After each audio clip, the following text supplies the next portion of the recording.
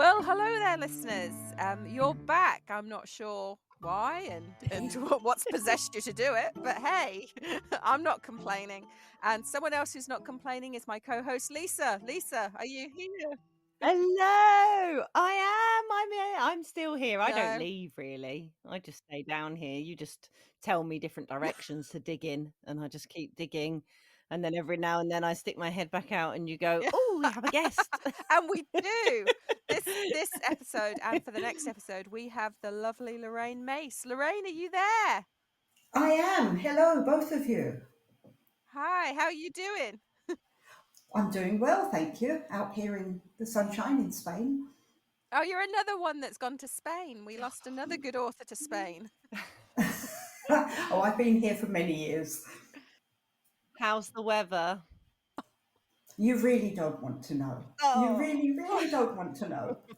Well, it's mid-May here, and it's actually quite sunny. I thought it was like being on holiday when I walked out this morning, so yeah, it was all Oh, right. okay. No, I'm So, saying nothing more. It's been, I mean, we've had sunshine since January, but I'm not going to mention oh, that.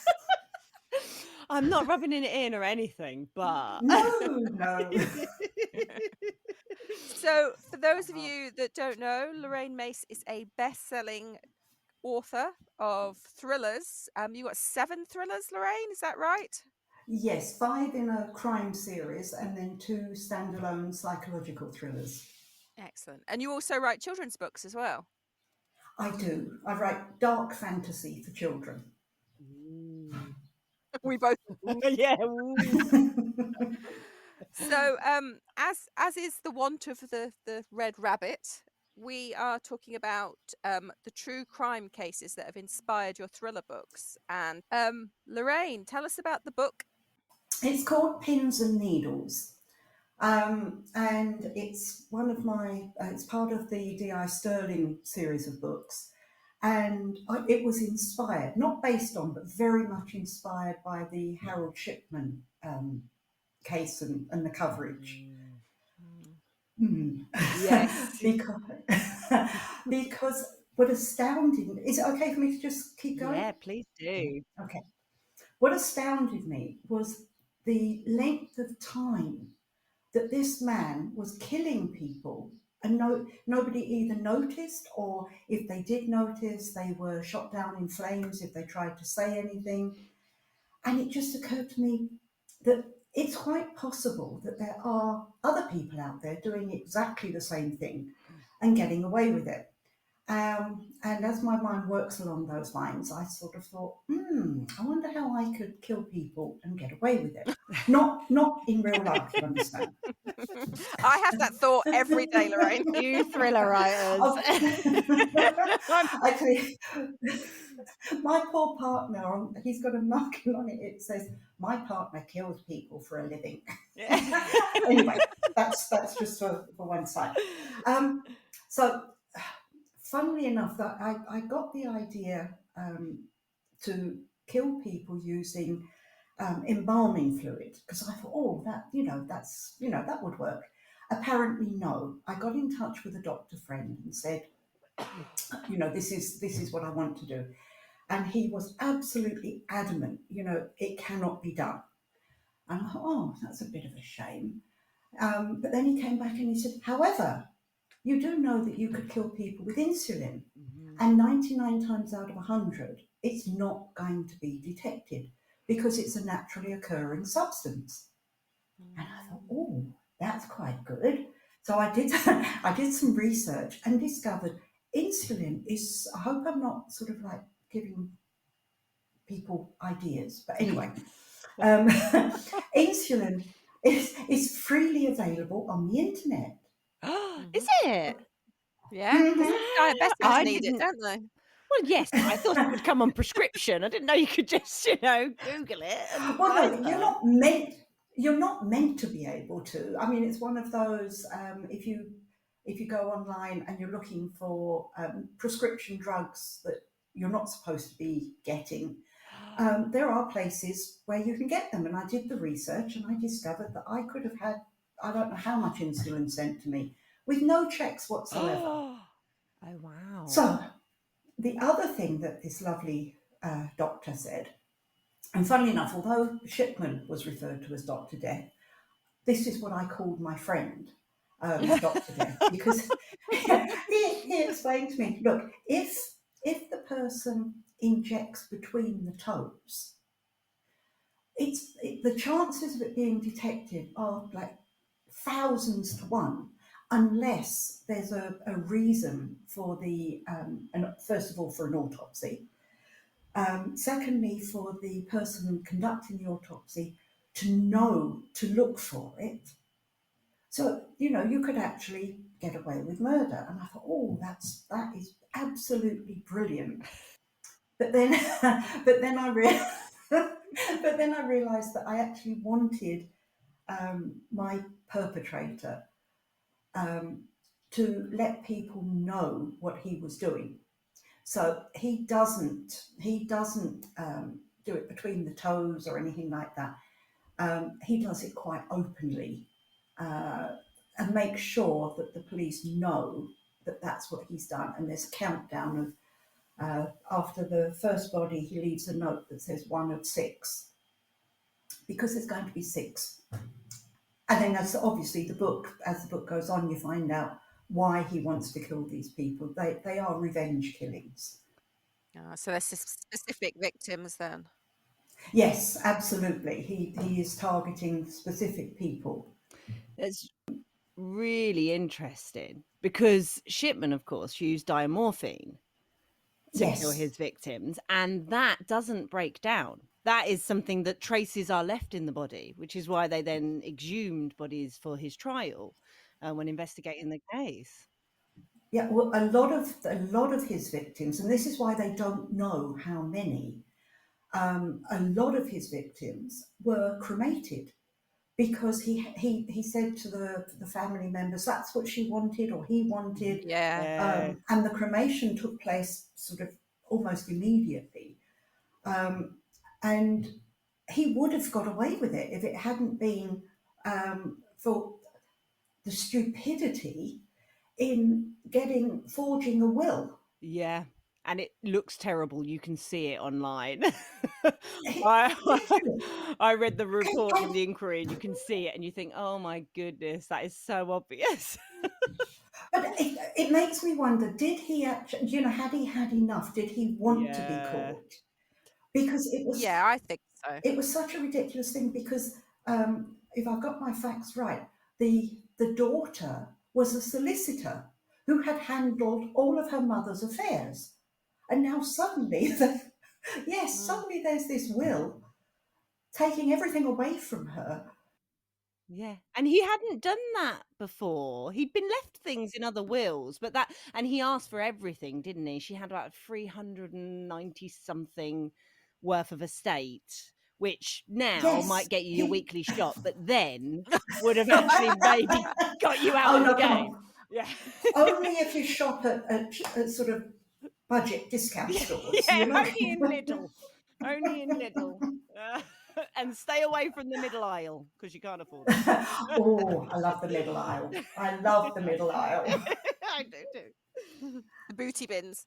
Can I point out that Lorraine actually came up with a better method of murder than he did? That is true. He was a doctor, and he killed over 200 people that we know about.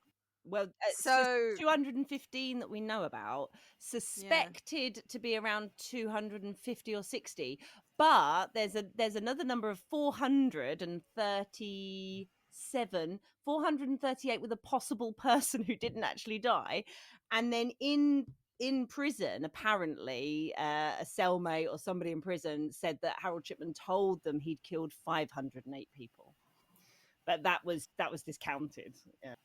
Well, for him that's a very precise number, 508. Yeah. And the only way he could have known that was if he kept records somewhere. Because surely to God, you'd lose count after the first 100 or so, wouldn't you? Yeah. Well, you'd hope so. You'd hope so. I would. You've got such a good method, Lorraine. You don't need to keep count. I think he had like a special stamp or something that he just put on their records. Oh But God. Death by I think to Shipman. myself, now was that 98 or 99? Have Yeah. I reached 100 yet? I need to celebrate with the 100. I'm just going to start again. Oh, let's just go back to one. The other, the Yeah. other thing is that he falsified their records after death to tie in with what he'd said was cause of death. And these people were perfectly healthy. There was a taxi driver also who was very suspicious because he was taking healthy patients and they were suddenly dying. And he said that they were perfectly healthy. There was nothing wrong with them other than being a bit old. Well, he tried to say, didn't he, that Kathleen Grundy was a morphine addict, that she was a drug addict, Yes. and that when they exhumed her body and found there was morphine in her system, he said, "Oh yeah, she was a drug addict. She just didn't tell anyone." She didn't tell anyone. But to try and say that about an 81-year-old woman who was formerly the mayoress of Hyde, to suggest that. Yeah. Well, what else was he going to say? Because the body was going to be exhumed, he had to come up with something. Well, it's really interesting. I was thinking about what you're saying. Your murderer has a really clear motive, but actually, one thing that we don't know in all the information that we have about Harold Shipman is really what was the motive. And in that final case, which was his undoing, it was really clear, which is that kind of wondering about, was he doing it to get out? Was he doing it, to be caught?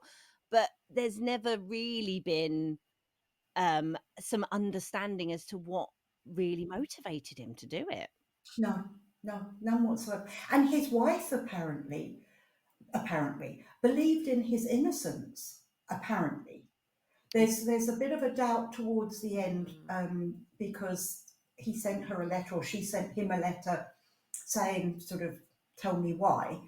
But right up until after he went to prison, she protested his innocence. Yeah. Well, that letter came very shortly before he took his life, didn't it? Before his suicide. Yeah. So there was some talk that that was perhaps what motivated him. It's finally, if she doesn't believe me now, then there's Or nothing else left. maybe he just Like a, couldn't face the shame of facing her. The guilt, the but guilt. I don't Yeah. know, guilt after killing so many people. Well, I mean, I think on the face of it, we were just sort of saying about, what was his motives in that. And on the face of it, he looks like a classic angel of He death, does a bit. And I've done a lot. He does, and I know a little bit about angels of death. There's a lot in the States, and people, obviously where there's big hospitals, there's going to be someone who feels like they're doing the patient a service. It's like euthanasia. That's what they're trying to. They're trying to. I suppose put them out of their misery, as awful as it sounds. But he didn't do that. I mean, he was killing like perfect, like Lisa said, he was killing perfectly healthy people. But also, I mean, there was the case, he killed a lot of elderly patients, but there was that case with the child. And the mother said as she left or something, will you be kind to her? And it was almost like a let him have it kind of thing, that perhaps he took that as saying, put her out of her misery, and that's what he did. But even then, that would more lend towards an angel of death than the man that was, killing randomly healthy people and just getting away with it. There were some others where he was also where he was also, like, there's a relative that apparently said, I think he kind of helped her on her way. There was where, and she was, that was terminal, end of life care. So there were some others, but yes, you're absolutely right. There were lots of very perfectly healthy people. Weird. And it actually nothing to do with my book or this particular case, other than I can't remember the nurse's name. Oh God, in the news fairly recently, killing the children. The Yes, baby killer one.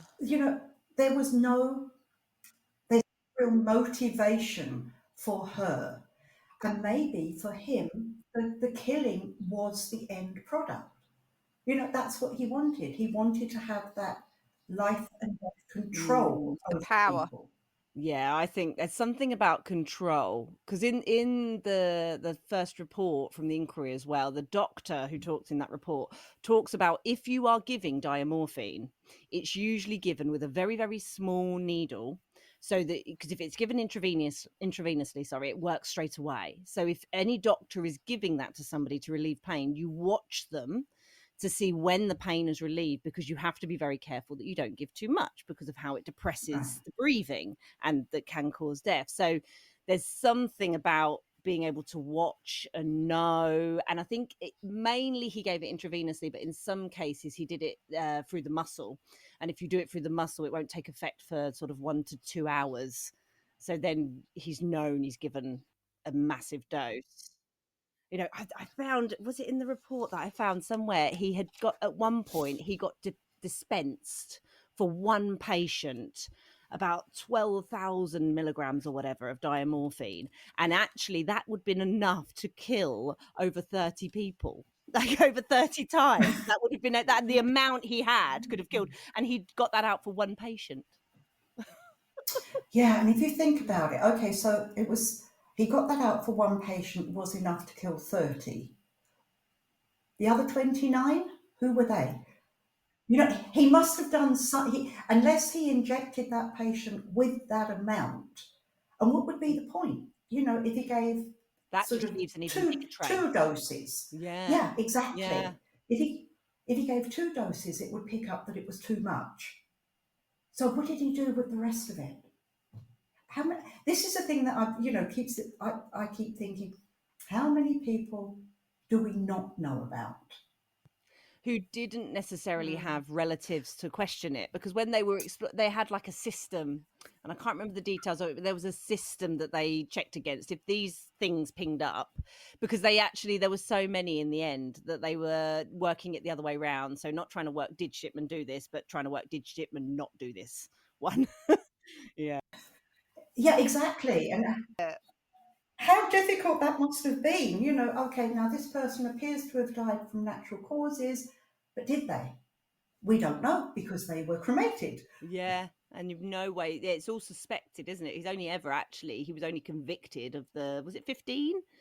He was ever actually convicted I of. think or 17. No, you could be right with no, you could be right with the 15. I can't remember the number now, but I know it was quite Yeah, small. yeah, but the actual number in reality, but that's what the inquiry was about. Yeah. But they couldn't give closure to many of those relatives. No, and he killed himself, didn't he? No. So. And that in itself is And there was suspicion that was premeditated, wasn't it? Because he had his doctor's pension, and Primrose, his wife, would get his doctor's pension.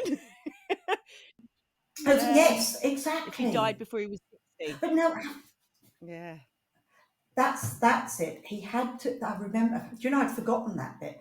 He had to die before he reached pensionable age, or she wouldn't get it. So, so I know, Lorraine, this is, Harold Shipman is very different to obviously your antagonist in Pins and Needles.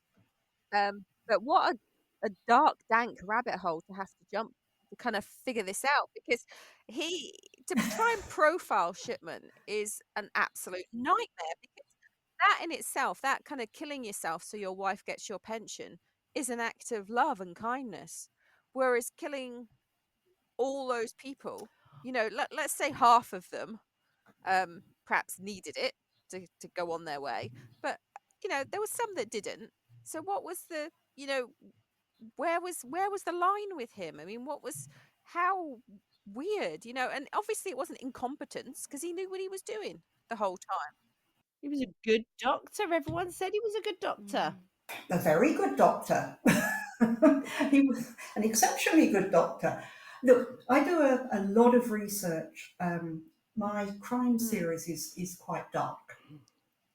And in fact, Pins and Needles, if you like, is the lightest of them. Because my son says when he reads my books, he has to pretend they're written by somebody else, or he would need therapy. He probably needs it anyway. But I look into talking about rabbit holes, I will start doing research. And one thing I have discovered is that there are people, and I never thought I would say this, who are, they've got it in them to kill without thinking about it, without compunction. It's not, it's not, oh, I'm going to kill for revenge, or I'm going to kill um, for any other reason other than I can. There are actually people like that. Now, I'm not saying that they're born like that, because I do believe that there's a nurture element that will take somebody who could be, under different circumstances, not particularly a nice person, but not a killer.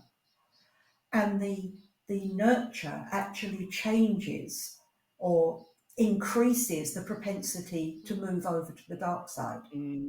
Um, there are things, sometimes, believe it or not, sometimes when I'm doing research, I actually sit at my computer crying, because what I've uncovered has happened to people is actually quite distressing. You know, it's very traumatic.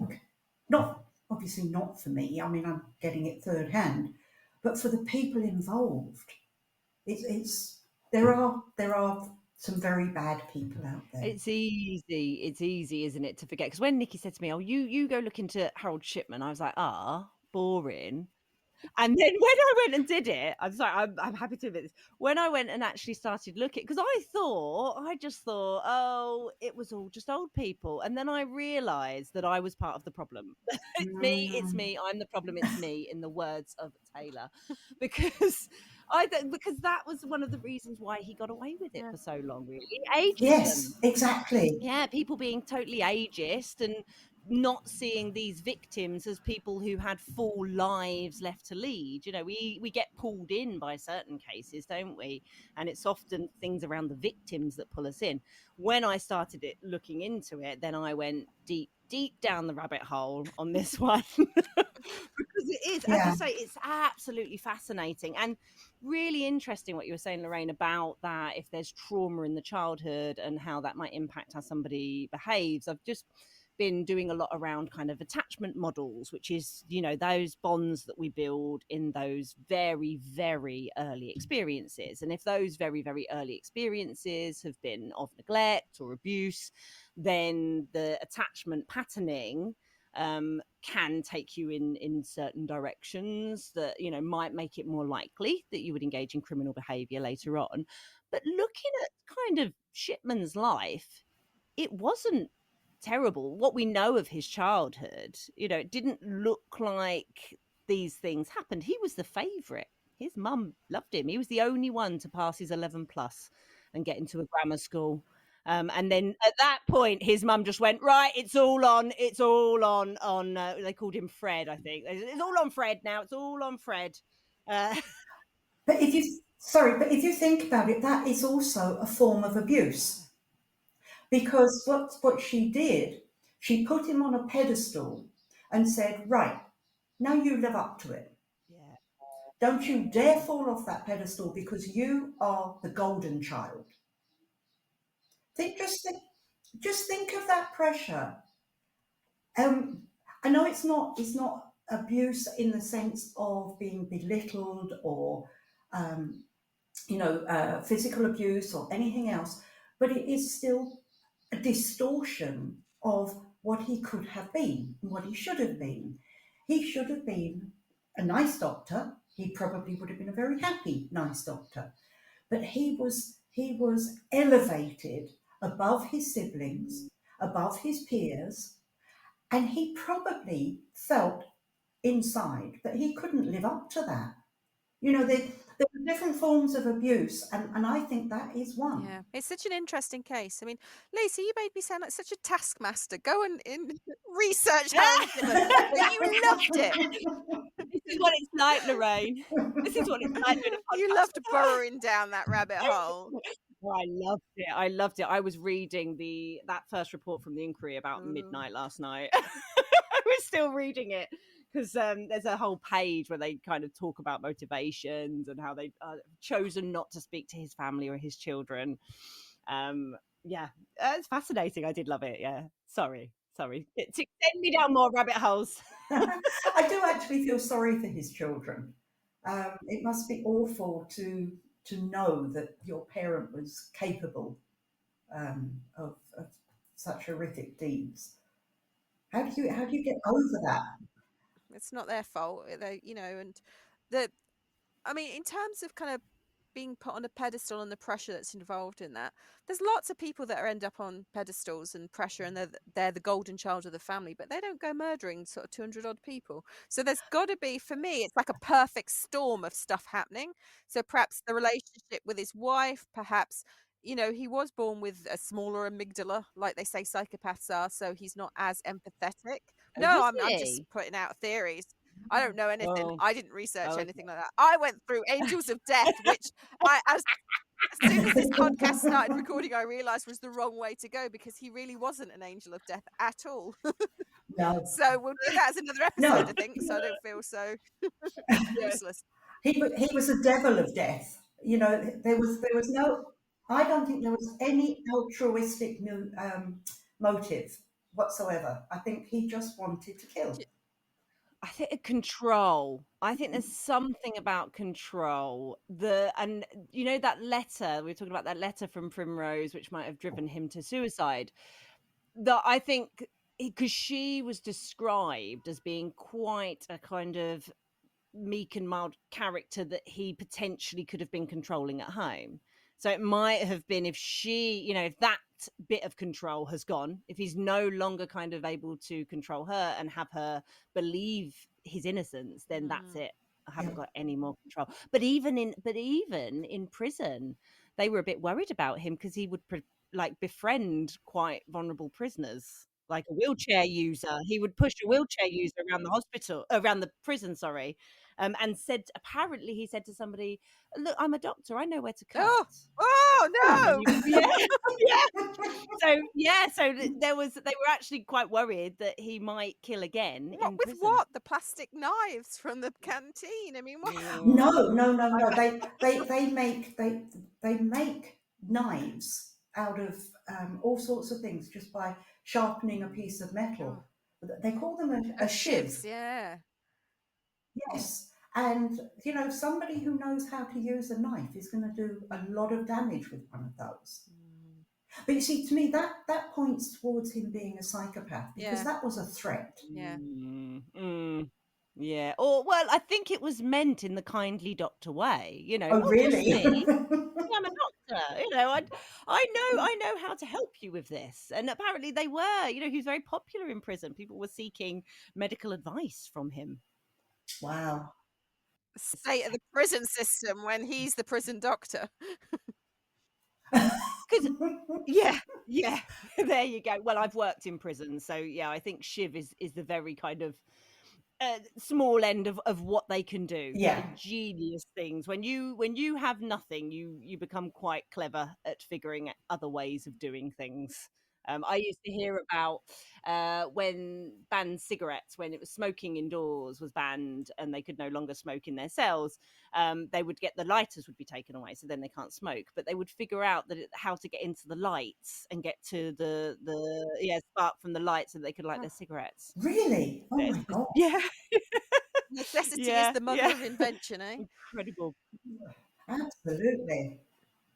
The thing with control, because what's really disturbing and disarming about the Shipman case is you do implicitly trust your doctor, don't Yeah. you? Yes. You do, and I know I do. I walk in, and in my 7-minute appointment, if I get that much, it's like I do implicitly believe what you tell me now, and it does make you very It vulnerable. does. I myself actually had a bit of a run-in with a doctor at one point. Mm. Yeah. Which Dr. And Death was it? Oh, I'm gonna well, wait till the next yes, episode. that is. I was going to say, we're at the time, Nick. I'm trying to desperately remember my role of making sure I do the outro this episode. So, yes, that is the end of episode 10 of the Red Rabbit Hole. But we are going to be back next week with Lorraine if she's happy to stick around with us in the rabbit yes, hole I'd for another love to. week. Yes, of course. Fantastic. So thank you for listening, everyone. And make sure you please follow us. We are on the socials. What are we on? We're on Instagram. We're on Facebook. We're on TikTok at the Red Rabbit Hole Podcast. We have a Patreon, so please come sign up for there to some exclusives, some early release episodes, and things like that. Have I missed No, anything, I don't Nick? think so. You're doing really well. No. You're I'm getting getting way better, aren't I? Oh, episode 10 and I'm there. All right. Thanks for listening. We'll see you next time down See you the Red later, Rabbit listeners. Hole. Take care.